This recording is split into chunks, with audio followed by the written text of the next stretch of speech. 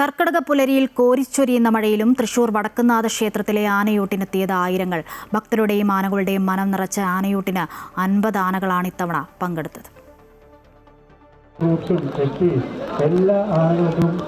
ക്ഷേത്രത്തിനുള്ളിലെ മഹാഗണപതി ഹോമത്തിന് ശേഷം 9:30യോടെയാണ് ആനയൂട്ട് ആരംഭിച്ചത്.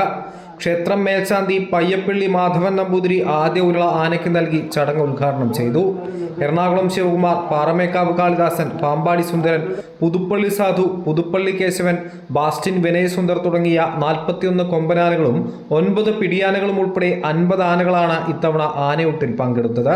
ഇത്രയധികം ആനകൾ ഒരേ വേദിയിൽ ആടയാഭരണങ്ങളില്ലാതെ കാണുന്നത് വടക്കുംനാഥ ക്ഷേത്രത്തിൽ മാത്രമാണ്. കേരളത്തിലെ ആദ്യത്തെ ആനയൂട്ടാണ് ഇത്. ഇപ്രാവശ്യം വളരെ വൃത്തിയായി മഴയത്തും ഏകദേശം 10-30,000 ഭക്തജനങ്ങൾ വന്ന് ആനയ്ക്കെല്ലാം ആഹാരം കൊടുത്ത് സന്തോഷഭരിതരായിരിക്കുകയാണ്. അതായത് ഈ ആനസ്നേഹികൾ ഒത്തിരി പേര്, ആനപ്രേമികൾ ഒത്തിരി പേരുണ്ട്.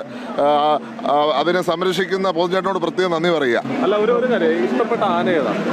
പുതുപ്പള്ളി കേശവൻ തന്നെ. ഓരോ ആനയ്ക്കും 10 ഔഷധ ഉരുളയും 10 പട്ടയും തണ്ണിമത്തൻ, മുന്തിരി, കരിമ്പ, കക്കരിക്ക തുടങ്ങിയവയും കൊടുത്തു. വടക്കുംനാഥനെ വണങ്ങി പടിഞ്ഞാറേ ഗോപുരനട വഴിയാണ് ആനകൾ തിരുമുറ്റത്തെത്തിയത്. മന്ത്രി ഒ ജെ ജനീഷും MLA ചാണ്ടി ഉമ്മനും രാജൻ ജെ പല്ലനുമടക്കം നിരവധി ഭക്തജനങ്ങളും സാമൂഹിക സാംസ്കാരിക പ്രമുഖരും ചടങ്ങിൽ പങ്കെടുത്തു. അമൃത ന്യൂസ്, തൃശൂർ.